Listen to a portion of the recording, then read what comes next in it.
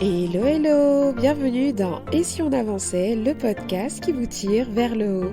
Je suis Marielle, consultante et formatrice en organisation et en gestion du temps et je suis ravie de vous retrouver dans ce nouvel épisode comme d'habitude. Avant de commencer cet épisode, je vous demande de faire une minute de silence à toutes ces formations en ligne achetées et jamais terminées ou même parfois jamais commencées. Cet épisode, je le dédie à vous, chère formation en ligne délaissée. Bon, je plaisante, je vais pas laisser une minute, mais je trouvais ça drôle de commencer cet épisode de cette façon parce que c'est vraiment ce dont on va parler aujourd'hui, le marché de la formation en ligne. Donc le marché de la formation en ligne ne cesse de grandir, elle permet aux formateurs finalement de proposer leur expertise à plus d'élèves et à désengorger par exemple les accompagnements individuels et c'est génial. Il y a beaucoup d'avantages à la formation en ligne, c'est que on arrive à toucher plus de personnes en tant que formateur, consultant, etc. L'élève peut avancer à son rythme, il y a une certaine autonomie et donc elle permet aussi certaines fois aux élèves d'accéder à un contenu qualitatif à moindre coût que pour un accompagnement personnalisé par exemple. Donc la formation en ligne, techniquement, est une belle avancée pour l'industrie de la pédagogie, de la formation. Mais ces avantages que je viens de citer, le fait de pouvoir avancer à son rythme, le fait d'être autonome, peuvent s'avérer être une réelle difficulté pour certains élèves. En effet, la grande autonomie laissée aux élèves peut être un vrai challenge en fonction des profils. Certaines personnes achètent des formations en ligne en grande quantité et ne les finissent jamais. Ou alors elles les consomment mais ne les implémentent pas ou alors très peu. Donc implémenter, donc les mettre en pratique. En tant que formatrice, je suis face à cette réalité. J'ai créé du coup l'année dernière mon programme en ligne et mon but n'est pas juste de vendre des formations au plus grand nombre, mais bien de permettre aux élèves d'avoir une réelle transformation et des résultats concrets. Et face à ce challenge qu'on a en tant que formateur, en tant qu'accompagnant, je trouve que c'est intéressant de s'intéresser à comment on pourrait déjà rendre ces formations plus actionnables, plus intéressantes aussi. Donc ça, c'est le travail du formateur. Mais aussi, je pense que c'est important d'apprendre aux élèves à être vraiment acteurs de la formation. C'est la mission en fait de tout formateur de permettre à ses élèves d'avoir le plus de résultats, mais vous allez voir que lorsque vous suivez une formation en ligne, vos résultats ne peuvent pas dépendre uniquement à 100% du formateur. Parce que la formation va dépendre premièrement effectivement de la qualité de la formation. Le formateur, la formatrice doit pouvoir proposer une expérience pédagogique qui va être qualitative et mettre à disposition des élèves du coup son savoir de façon claire, ludique et faire en sorte vraiment que tout soit fluide pour le parcours de l'élève. Donc ça c'est la responsabilité du formateur. Ça c'est 50% et l'autre partie, l'autre 50%, c'est votre capacité à vous à être acteur, comme je disais, acteur et actrice de la formation que vous suivez. La suivre, l'implémenter, la mettre en pratique pour vivre la transformation espérée. Et cette partie-là n'est pas de la responsabilité du formateur. D'ailleurs, que ce soit en suivi de groupe, en suivi individuel ou en autonomie, comme je suis en train de parler pour cet épisode, c'est toujours du 50-50. Le formateur, le coach, le consultant, peu importe sa fonction, va vous apporter des solutions concrètes ou va vous aider dans la réflexion. Mais le reste du jeu dépend de vous en fait. Pour avoir des résultats concrets, c'est à vous d'agir pour pouvoir obtenir les résultats. Si vous ne faites que consommer, c'est pareil pour le contenu gratuit, il ne se passera rien. Et c'est assez frustrant, je dois l'avouer, pour les formateurs d'accepter finalement que tout ne dépend pas de nous. Le rêve de tout formateur, de tout coach, ce serait que leurs élèves réussissent et aient à chaque fois 100% de transformation. Sauf que tout ne dépend pas de nous et que malheureusement, on doit pouvoir accepter aussi que c'est du 50-50. Dans mon cas de figure, c'est encore plus important car je forme à l'organisation et la gestion du temps. Donc techniquement, mes élèves partent déjà avec quelques difficultés. La semaine dernière, j'ai changé par exemple avec une abonnée qui me disait être intéressée par mon programme, mais qu'elle n'était pas forcément sûre de trouver du temps pour suivre la formation en question. Et je trouve ça assez drôle de ne pas réussir à trouver du temps pour faire une formation pour apprendre à me gérer sans temps, n'est-ce pas ? D'ailleurs, je me suis même dit que limite, elle serait capable d'acheter une formation pour l'apprendre à faire des formations. Et c'est cette réflexion-là qui m'a amenée à me dire, mais en fait, ce serait top de pouvoir proposer un contenu à mes élèves à la base pour pouvoir les aider. Je crois que le fait de réussir à suivre une formation vraiment ne dépend pas uniquement de l'organisation, et vous allez voir, je vais vous partager en tout 3 conseils, et que finalement parmi ces 3 conseils, il n'y en a qu'un seul qui est vraiment lié à l'organisation. Je pense que ça dépend de plein d'autres choses, mais j'avais à cœur de créer un contenu qui allait pouvoir aider mes élèves à implémenter facilement la formation et à pouvoir ne pas passer à côté de leur expérience pédagogique à cause d'un manque de temps, etc. Et puis en échangeant avec une élève de mon programme qui a pris une séance de consulting cette semaine en complément de la formation, j'ai eu l'idée de proposer ce podcast à tout le monde. Car finalement, quand j'échangeais avec elle, j'ai réalisé que la difficulté n'était même pas de suivre uniquement le programme Momentum 101, que c'était une difficulté qui existait pour tous les programmes en ligne, pour tous les accompagnements.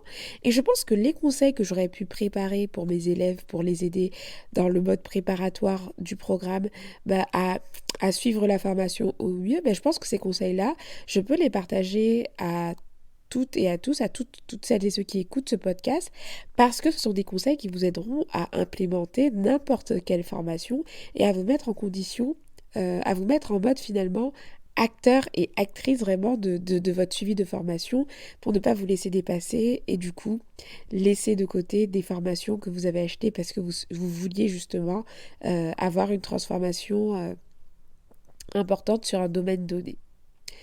Alors, c'est parti, je vais vous partager en tout 3 conseils et une méthode que j'ai simplifiée en 4 lettres pour la retenir assez facilement, mais ce sera une méthode finalement qui représente un cycle d'apprentissage, un cycle de mise en pratique qui vous permettra de respecter l'aspect sur mesure à chaque fois que vous faites une formation ou consommez un contenu que vous allez souhaiter implémenter.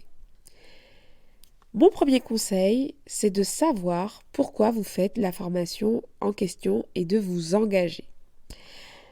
Pour moi, c'est l'un des premiers points essentiels parce que lorsque vous vous lancez dans une formation, dans un programme en ligne, quelle que soit sa forme, c'est que généralement vous êtes motivé par l'envie de changer, l'envie de régler un problème, l'envie de dépasser un cap. Donc on a de la motivation. Mais quand on est face à une formation qu'on doit suivre en autonomie, la motivation ne suffit pas, il va falloir aller plus loin, comme je vous l'explique à chaque fois, il va falloir s'engager. S'engager en sachant clairement pourquoi déjà vous faites la formation en question, pourquoi vous devez la suivre.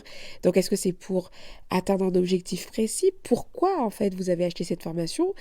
La réponse à cette question doit être très très claire.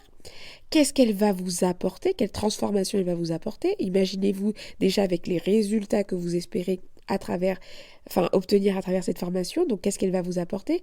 Quelles seraient les conséquences si vous ne changiez pas cette attitude, cette compétence, si vous ne vous améliorez pas à ce niveau-là, pour vraiment appuyer le fait que faire cette formation est une urgence? Quelles sont les conséquences actuellement négatives de cette formation en fait sur vous? Quelles sont les conséquences en fait que le fait de ne pas vous occuper de la compétence que vous devez apprendre, de ce que vous devez améliorer, quelles sont les conséquences négatives aujourd'hui chez vous qui vont démontrer que c'est urgent pour vous de vous y mettre, voilà. Donc toutes ces questions-là vont travailler votre engagement. À quel objectif cette formation va-t-elle contribuer à votre quotidien? Qu'est-ce que vous espérez en la faisant? Quelles sont les conséquences que vous allez avoir si vous ne la suivez pas en fait?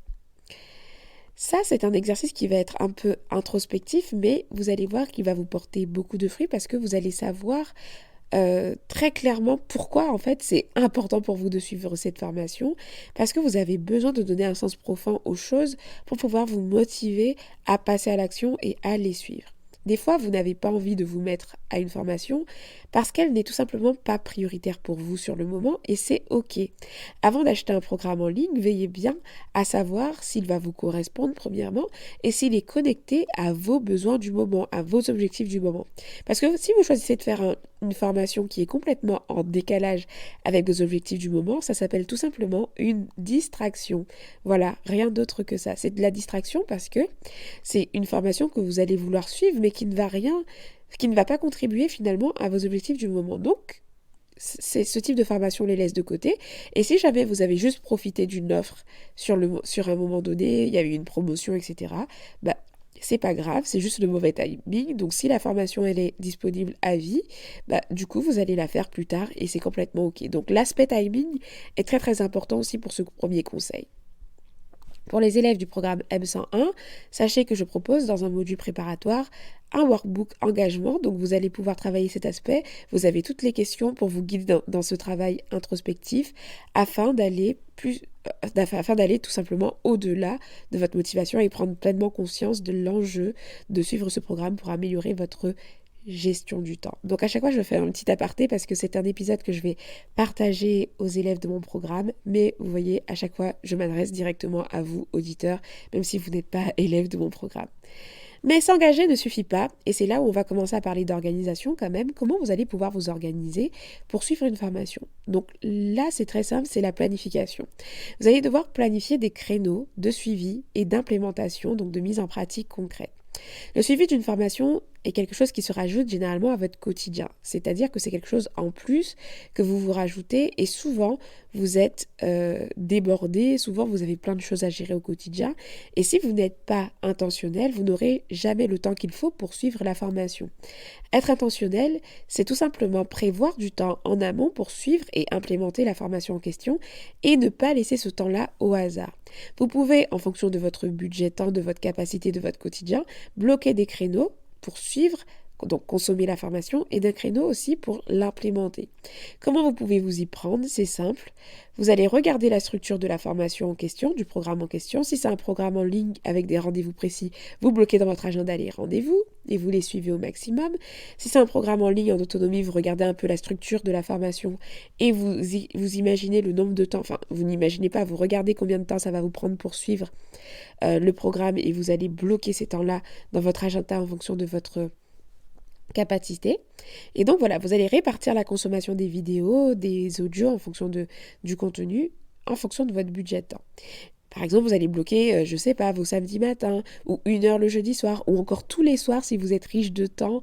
Voilà, vous allez pouvoir faire en fonction de ce que vous pouvez.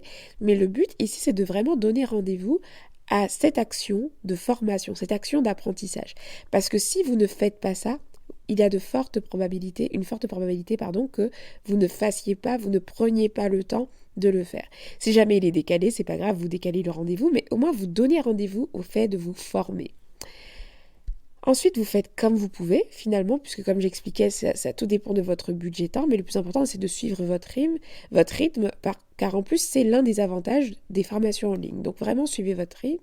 Et pour l'implémentation dans certaines formations, en tout cas celles qui sont tournées vraiment vers la mise en pratique, il y a souvent des exercices ou des passages à l'action qui sont encouragés très concrètement. C'est-à-dire qu'après avoir suivi une leçon, vous avez clairement un plan d'action qui vous dit voilà ce que vous devez faire maintenant et voilà, vous avez votre plan d'action. Et ces parties sont les plus intéressantes puisque ce sont celles qui vont vous amener à vivre cette transformation et à passer du côté, voilà, je consomme une formation versus je l'implémente et je suis transformée et j'ai des résultats.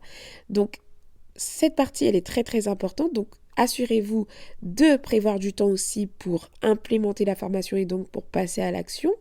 S'il n'y en a pas dans la formation que vous suivez, dans le programme que vous consommez, alors n'hésitez pas à le créer vous-même. Lorsque vous avez fini une leçon, lorsque vous avez fini une vidéo, s'il n'y a pas de plan d'action concrète, demandez-vous comment vous pourriez transformer les conseils que vous venez de recevoir en actions concrètes que vous allez mener pour être transformé. Voilà. Et ces actions-là, bien sûr, qu'est-ce qu'on fait? On les planifie aussi dans notre agenda au même titre que les moments que vous allez suivre. Pour les élèves du programme M101, par exemple, mon programme pour aider à construire un système d'organisation sur mesure, à chaque fin de leçon, vous avez un plan d'action concret qui vous permet d'implémenter la leçon. Et donc, par exemple, en plus de suivre à chaque fois la formation à un créneau précis dans la semaine, lorsque vous arrivez à ce stade-là, vous allez estimer le temps que ça va vous prendre d'implémenter le plan d'action qui est proposé et vous allez vous planifier un jour dans la semaine, comme dans votre to-do list, que vous devez faire telle ou telle action en fait. Les formations doivent générer chez vous, dans votre agenda, dans votre organisation quotidienne, un lot d'actions que vous allez devoir implémenter pour vivre la transformation espérer. Encore une fois, petit aparté pour les élèves du programme M101, je vous propose aussi à chaque fin de module un quiz pour vous auto-évaluer sur votre niveau d'implémentation. Donc ce quiz-là, c'est par exemple, une fois que vous avez testé le plan d'action, vous allez pouvoir vous auto-évaluer pour savoir est-ce que vous avez bien mis en place les choses. C'est un peu comme une checklist pour vérifier que vous avez tout bien fait. Et donc, aidez-vous vraiment de ça pour mettre en pratique, pour être sûr, voilà, de vous assurer de passer à l'action.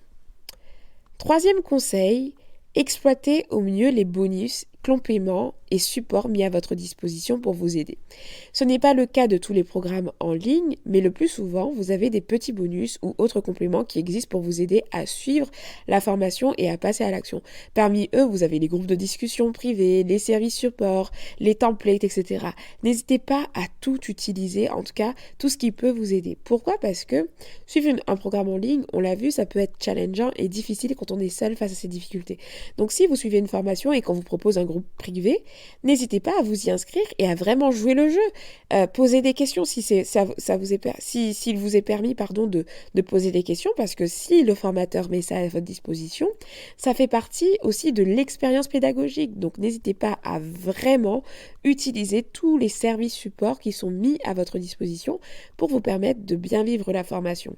Si vous vous sentez dépassé par les événements et que votre formateur vous donne l'opportunité de pouvoir, par exemple, le solliciter sur un groupe Facebook, n'hésitez pas à lâcher un SOS.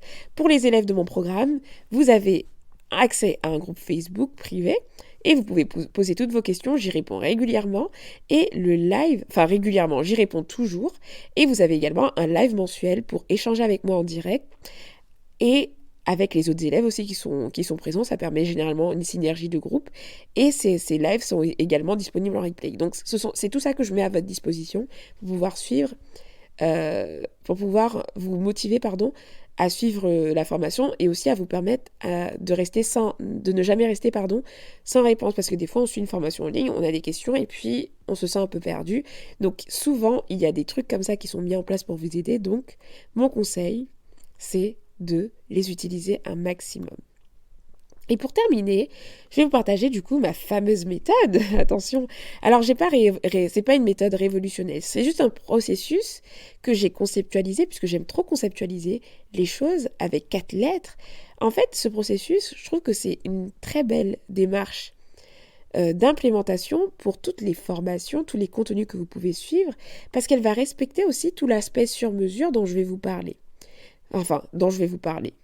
Je vous en parle tout le temps ici, que tout n'est pas à prendre au pied, voilà, tout n'est pas à reproduire comme ça. Vous avez besoin de tester les choses et vous les approprier et de remettre les choses à votre sauce. Je vous encourage à tout le temps le faire, même si ce sont des conseils qui sont donnés par des experts ou autres, vous avez besoin de tester les choses et de les mettre à votre sauce. Et donc, ces 4 lettres-là vont vous permettre d'être dans cette dynamique. Alors, les 4 lettres, c'est simple, c'est A, T, A, A ou AT2A, appelez ça comme vous voulez. Mais en gros, la première lettre, c'est apprendre. Donc, suivre la formation proposée par l'expert en question. Donc là, c'est simple, vous consommez. Deuxième lettre, T, tester. Donc, mettre en pratique en fonction du plan d'action que vous générez de ce que vous avez appris.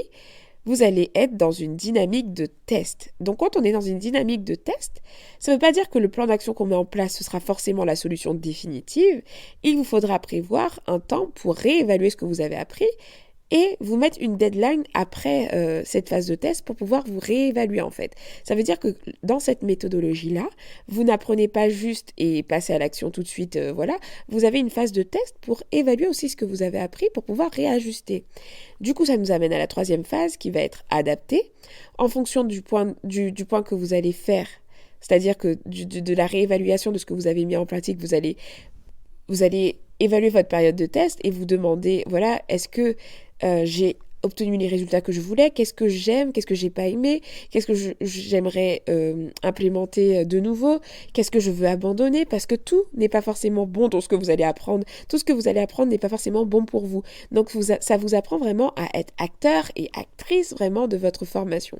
Et ensuite, par rapport à cette analyse, vous allez réajuster et adapter vos actions à vos résultats et à votre ressenti et à vous-même. C'est là où on commence à être dans l'aspect sur mesure.